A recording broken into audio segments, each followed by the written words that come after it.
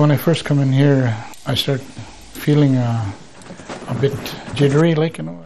It's been decades since Ray Mason walked these hallways. Still, the memories of abuse he suffered as a child in one of Canada's residential schools continues to haunt him. So this was the bathroom?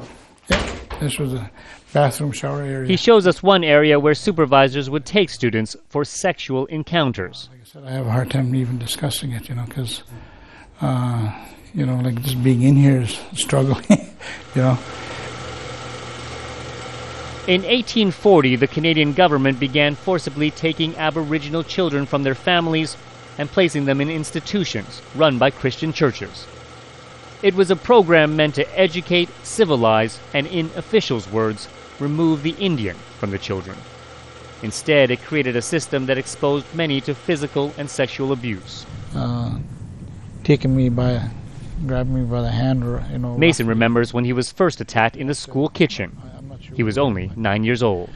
And that's where I was, I guess, if you want to say sexually, you know, raped, you know. I didn't know. I never had any encounter, but I didn't know what sex was about. Down the road from Mason's hometown in the city of Winnipeg, the government is now trying to make up for what it admits is a sad chapter in its history.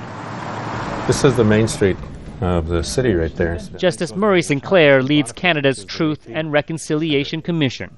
And it's here in these offices residential school survivors, as they call themselves, will get their first chance to publicly share what they endured. We need to identify what's gone wrong. Sinclair believes documenting this dark period is a crucial step towards rebuilding a shattered society. Where we would have been had this not happened to us. That's the question. Where would we be? What would be going on now if this colonial tragedy had not occurred? If this racist philosophy had not been allowed to come into this country?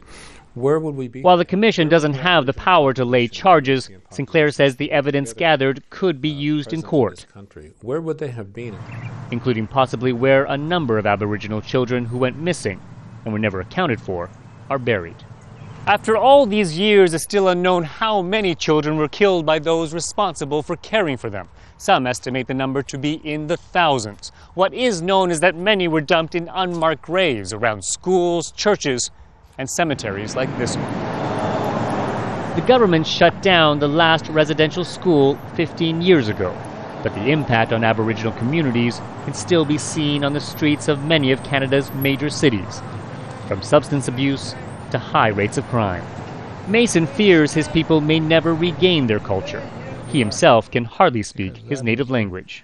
That was their personal agenda, to take the Indian out of us, you know, make us act white, live white, and speak white. Mason is encouraging others to testify at the commission, but he's chosen not to, saying reliving the past too often is simply too much to bear. Steve Chao, Al Jazeera, Portage La Prairie, Canada.